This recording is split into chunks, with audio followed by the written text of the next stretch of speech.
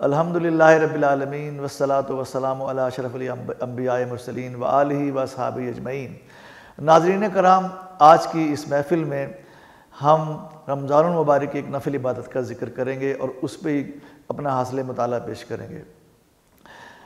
एक मारूफ़ हदीस है कि रमज़ानुल मुबारक में जो अगर एक नफिल अदा किया जाए तो उसका अजर जो है वो दूसरे ज़मानों में फ़र्ज़ अदा करने के बराबर है, और अगर रमज़ानुल मुबारक में एक फ़र्ज़ अदा किया जाएगा तो इसका अजर दूसरे ज़माने में 70 फ़र्ज़ अदा करने के बराबर होगा। और हम ये जानते हैं कि तरावी की जो नमाज है वो एक नफिल नमाज है और जो उसका ताल्लुक़ रमज़ान के साथ है, इसलिए रमज़ान के नवाफिल पर गुफ्तगू करने से कबल हमें इस हदीस को जहन में रखना चाहिए। और वैसे भी इस्लामी इबादात पर ज़िक्र करने से पहले हमें इस्लाम की आफाकियत और भाईचारे की फ़िज़ा को भी सामने रखना चाहिए। नफिल इबादात पर ज़बरदस्त इख्तलाफ़ात करना दुरुस्त नहीं, यानी होता यह है कि जैसे रमज़ान आता है तो लोग पूछने आते हैं कि जी हम बताइए 8 तरावी पढ़ें कि 20 तरावी पढ़ें, इस किस्म की बातें उठने लगती हैं। तो एक बुज़ुर्ग से किसी ने सवाल किया कि बताइए मैं 8 तरावी पढ़ूँ या 20 तरावी पढ़ा करूँ। तो उन बुज़ुर्ग ने उस फ़र्द से पूछा, ये बताइए कि आपके घर के करीब जो मस्जिद है जिसमें साल भर आप नमाज़ पढ़ा करते हैं, वहाँ कितनी तरावियाँ होती हैं? तो उन्होंने कहा जी वहाँ तो 8 होती हैं, तो और मैं 20 की तरफ मेरी तबीयत है। उन्होंने कहा नहीं, आप 8 ही पढ़िए, चूँकि जिन नमाजियों के साथ साल भर आप नमाज़ पढ़ते हैं उनको सिर्फ 8 और 20 के चक्कर में छोड़कर चौथे मोहल्ला मत ढूंढिए जहाँ आप 20 तरावी होती है। और अगर आप के मोहल्ले में 20 तरावी होती है और आपका मसलक 8 वाला है तो आप अपने साल भर के साथियों को छोड़कर 20 वाली मस्जिद तलाश मत करते, फिर 8 वाली मस्जिद तलाश करते मत फिरिए। तो मतलब एक भाईचारे की फ़िज़ा को हमें कायम रखना है। ये नफिल इबादत है और इसमें इख्तलाफात को एक हदूद के अंदर ही रखना चाहिए। तो ये एक बड़ा अहम नुक्ता है जिसे हमें, आइए अब हम तरावी के बारे में अहादीस और रिवायात की रोशनी में कदर तफसील से गुफ्तगू करते हैं। चारों फ़ुक़हा जो है हमारे, इमाम हनीफ़ा, इमाम शाफ़ी, इमाम मालिक, इमाम हम्बल रहमतुल्लाह अलैह, इन सब के नज़दीक जो है तरावी की नमाज जो है मर्दों और औरतों के दोनों के लिए सुन्नत मुअक्कदा है। हम आगे बढ़ते हैं तो देखते हैं कि बुखारी, मुस्लिम, अबू दाऊद, निसाई और इब्न माजा में है कि हज़रत आयशा सिद्दीक़ा रज़ी अल्लाह ताला अन्हा से रिवायत है कि नबी सल्लल्लाहु अलैहि वसल्लम ने रमज़ान में एक रात नमाज़ पढ़ी तो बहुत से लोग आप सल्लल्लाहु अलैहि वसल्लम के साथ शामिल हो गए। दूसरी रात आप सल्लल्लाहु अलैहि वसल्लम ने नमाज़ पढ़ी तो लोगों की तादाद बढ़ गई। फिर तीसरी और चौथी रात लोग जमा हुए तो नबी सल्लल्लाहु अलैहि वसल्लम बाहर तशरीफ़ न लाए। जब सुबह हुई तो आपने फरमाया, मैंने देख लिया था कि तुम लोग जमा हुए हो, लेकिन मुझे सिर्फ एक चीज़ ने बाहर आने से रोका कि कहीं ऐसा ना हो कि ये नमाज तुम पे फ़र्ज़ कर दी जाए। तिबरानी में है, उबई बिन काब रज़ी अल्लाह ताला अन्हु रावी हैं कि नबी सल्लल्लाहु अलैहि वसल्लम की हदीस कि वो नबी सल्लल्लाहु अलैहि वसल्लम की खिदमत में हज़रत उबई बिन काब हाजिर हुए और अर्ज़ किया कि ए अल्लाह के रसूल सल्लल्लाहु अलैहि वसल्लम, आज रात मेरे साथ एक अजीब वाक़या पेश आया। वो रमज़ान का महीना था। हुज़ूर सल्लल्लाहु अलैहि वसल्लम दरियाफ़्त फरमाया कि वो क्या? इन्होंने अर्ज़ किया कि मेरे घर में चंद औरतों ने मुझसे जमा होकर कहा कि आज रात को हम कुरान नहीं पढ़ेंगे बल्कि आपके साथ नमाज़ पढ़ेंगे। तो मैंने इन्हें 8 रकअतें पढ़ाईं, फिर वितर पढ़ाए। नबी सल्लल्लाहु अलैहि वसल्लम ने इसका सुन लिया और उसको फरमाया नहीं, गोया आपने इस सुन्नत पर रज़ामंदी ज़ाहिर की। तो इस मुख्तलिफ़ रिवायात मिलती हैं। अब तरावियों की बड़ी फजीलत आई है हदीस में। बुखारी, मुस्लिम, अहमद, मालिक, अबू दाऊद, तिरमिज़ी, निसाई, इब्न माजा में जो अहादीस आई हैं उनका खुलासा ये है कि रमज़ान में क़याम की बड़ी फजीलत है।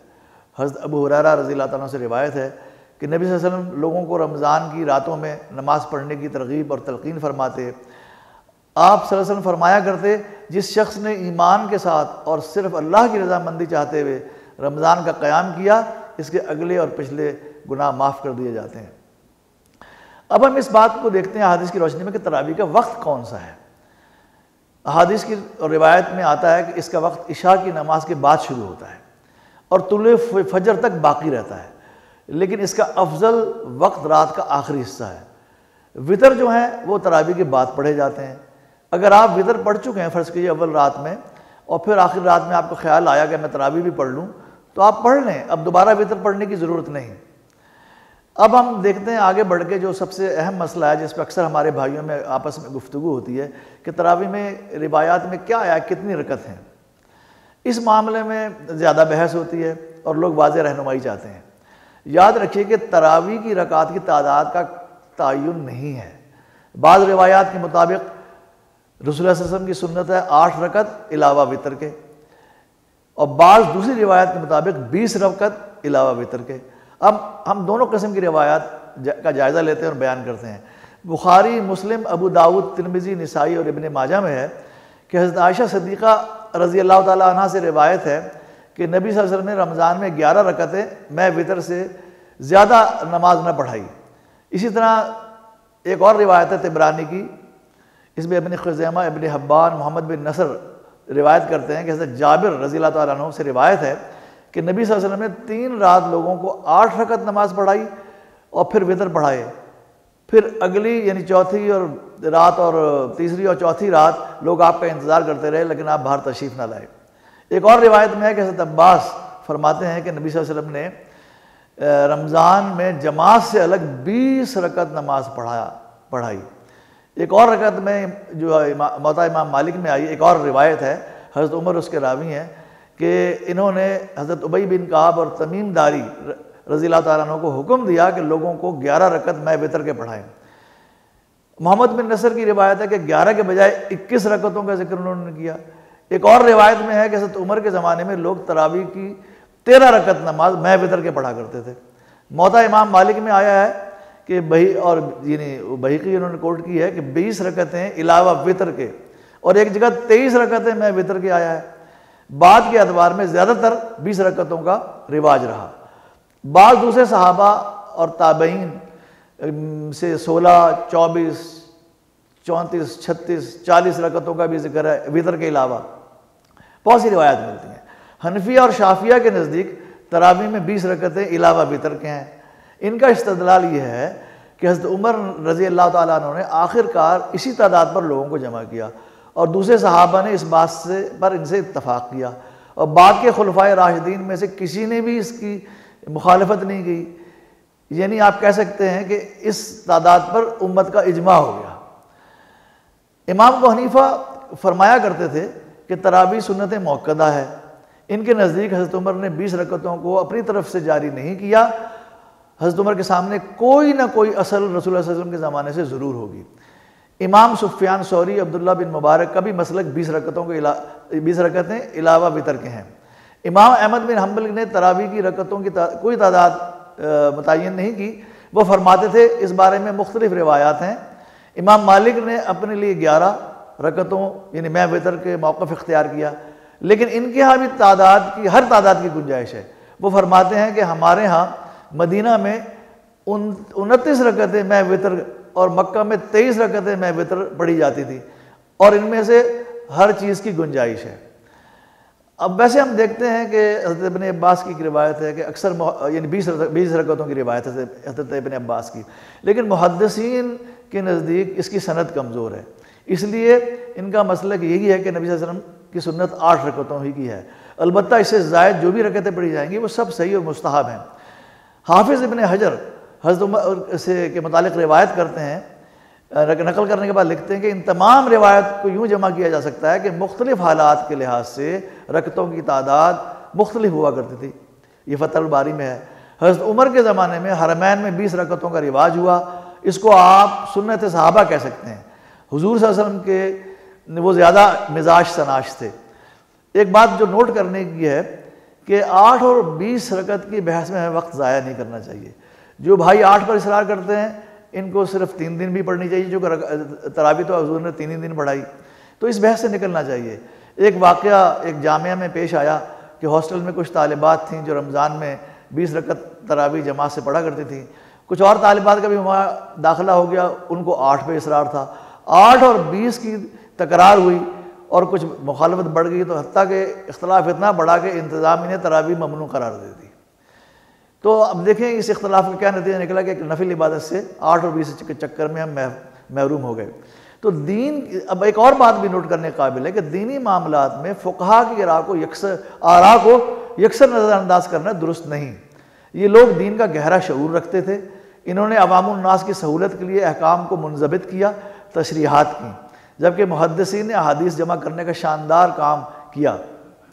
अहादीस का किस तरह इतलाक होगा, ये काम फुकाहा का है। फुकाहा का किरदार डॉक्टरों जैसा है और मुहद्दिसीन का किरदार केमिस्ट की तरह है। आज कोई ये नहीं कह सकता कि आज हर दवा पर मर्ज़ की अलामतें लिखी हैं, इस्तेमाल का तरीक़ा लिखा है, इसलिए डॉक्टरों की ज़रूरत ही नहीं। अब हम एक और तरफ आते हैं कि तरावी अदा किस तरह की जाएगी। तरावी की नमाज उमूमन जमात से अदा की जाती है और तन्हा भी अदा की जा सकती है, लेकिन मस्जिद में बाजमात पढ़ना मुस्तहब है। याद रहे कि नबी सल्लल्लाहु अलैहि वसल्लम ने सहाबा को सिर्फ 3 रातें बाजमात तरावी पढ़ाई, इसके बाद लोग मस्जिद में और अपने घरों में पढ़ते रहे तरावी। यहाँ तक कि हज़रत उमर ने अपने ज़माने में फिर उन्हें मस्जिद में एक इमाम के पीछे जमा कर दिया। अब तरावी के फ़र्ज़ हो जाने का चूँकि अंदेशा नहीं था, जो अगर हुजूर फरमाते तो फ़र्ज़ होने का अल्लाह ताला की तरफ से अंदेशा था। तरावी में कितना कुरान पढ़ा जाए इस पर भी गौर कर लेते हैं। इस बारे में नबी सल्लल्लाहु अलैहि वसल्लम से कुछ साबित नहीं। अलबत्ता मौता इमाम मालिक में साहिब बिन ज़ियाद रज़ियल्लाहु ताला अन्हु की रिवायत से मालूम होता है कि हज़रत उमर के ज़माने में इमाम 100 आयतें पढ़ा करता था, यहाँ तक कि मुक्तदी लकड़ियों पर सहारा लगाते और फजर के करीब फारिग होते। ये कितना कुरान पढ़ा जाएगा, ये नमाज पढ़ने वालों की सहूलत पर मुनहसर है और उनकी ताकत पर। मालिकिया, हनफिया, शाफिया, हम्बलिया के नज़दीक रमज़ान में कुरान पाक एक बार ख़त्म करना मसनून है, इल्ला ये कि मुक्तदी इसकी ताकत न रखते हों, इसका लिहाज रखना ज़रूरी है। मालिकिया के नज़दीक 2 रकतों के बाद सलाम फेर देना ज़रूरी है, यानी 4-4 रकतें नहीं बल्कि 2-2 रकतें पढ़ी जाएंगी, वरना नमाज सही नहीं होगी उनके नज़दीक। दूसरों के नज़दीक ऐसा करना बेहतर है। इसके बाद चंद एक और अहम नुकात पे गौर कर लेते हैं। हनफिया के नज़दीक तरावी की जमात पूरी बस्ती वालों के लिए सुन्नत किफ़ाया है, यानी अगर चंद लोग बाजमात नमाज पढ़ लें तो दूसरों से इस सुन्नत का मुतालबा साक़ित हो जाता है। मालिकिया के नज़दीक तरावी में जमात मुस्तहब है। शाफिया और हम्बलिया के नज़दीक जमात सब के लिए सुन्नत है। इमाम शाफी रहमतुल्लाह अलैह के नज़दीक अगर इंसान ख़ुद कारी हो, कुरान का हाफिज़ हो और आलिम हो तो इसका तन्हा पढ़ना ज़्यादा बेहतर। ये तिरमिज़ी में रिवायत है। अब हम देखते हैं एक इस्तराहत की बात आती है कि बैठना 4। बुखारी मुस्लिम में है कि नबी सल्लल्लाहु अलैहि वसल्लम के इरशाद के मुताबिक रात की नमाज 2-2 रकतें है, इसलिए नमाज तरावी 2-2 करके पढ़ना ज़्यादा अफजल है। हर 4 रकत के बाद कुछ देर ठहर कर नमाज का शुरू करना मुस्तहब है, यानी 4 रकतें पढ़ी, थोड़ी देर क़याम किया, बैठ गए, उसके बाद फिर आगे शुरू किया। सहाबा किराम ऐसे ही करते थे, इसीलिए इस नमाज का नाम तरावी रखा गया। एक और अहम नुक्ता है कि जब तहजीबें तरक्की करती हैं, माशरा आगे बढ़ता है, तो बुनियादी मकासद को तब्दील किए बग़ैर अवामुन नास की सहूलत के लिए आसानियाँ पैदा की जाती हैं, जिसकी एक मिसाल जुमे की नमाज है। हुजूर सल्लल्लाहु अलैहि वसल्लम के ज़माने में जुमे के दिन सिर्फ एक अजान होती थी ज़ोहर की, मगर उस्मान के ज़माने में लोगों की सहूलत के लिए 2 अजानों का आगाज़ हो गया और आज तक जारी है। इस पर कभी किसी ने मुखालफत नहीं की कि ये काम खिलाफ सुन्नत है। इस पर गौर किया जाए तो 20 तरावी में कुरान पाक का ख़त्म करना कदरे आसान है। फिर तरावी के इदारे ने हिफ्ज़ कुरान के ज़ौक़ और शौक़ को भी बढ़ा दिया और शबीने के तवस्सुत से जो सुन्नत से साबित नहीं है, कम उम्र हुफ़ाज़ की भी हौसला अफजाई होती है। तो अल्लाह ताला हमें इस बात का शऊर अता फ़रमाए कि ये जो नफली इबादतें आने वाली हैं, इनमें हम मिल के मुत्तहिद हो के और एक उम्मत की फ़लाह के लिए नेकियों को मिल के अदा करें, इख्तलाफात को यानी तज दें, दूर कर दें और कोशिश करें कि ये जो महीना नेकियों का मौसम में बहार है, इसमें हम किसी इख्तलाफी तलखी का शिकार ना हो जाएं। अल्लाह ताला हमें दीन का फ़हम अता फ़रमाए और हमारी इबादतों को कबूल फ़रमाए और रमज़ान से हमें पूरी तरह फ़ैज़याब होने की तौफ़ीक़ अता फ़रमाए। रब्बना तक़ब्बल मिन्ना इन्नका अंतस समीउल अलीम व तुब अलैना इन्नका अंतत तव्वाबुर रहीम। अल्लाहुम्मा सल्ली अला सय्यदिना मुहम्मदिन वाला आलिही वसहाबिही वसल्लिम। अल्लाहुम्मा सल्ली अला सय्यदिना मुहम्मदिन वाला आलिही वसहाबिही वसल्लम।